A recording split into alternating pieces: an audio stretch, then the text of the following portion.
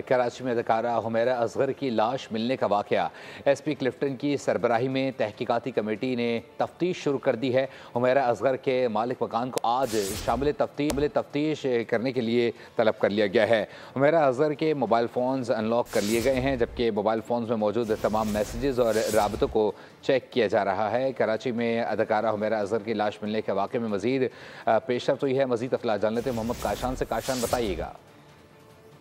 जी बिल्कुल, देखिए अदाकारा हुमैरा असगर की लाश मिलने का मामला है। गुज़िश्ता रोज़ पहले SSP साउथ की जानिब से तहकीकाती कमेटी तश्कील दी गई थी, जिसकी सरबराही SP क्लिफ्टन इमरान जागरानी कर रहे हैं।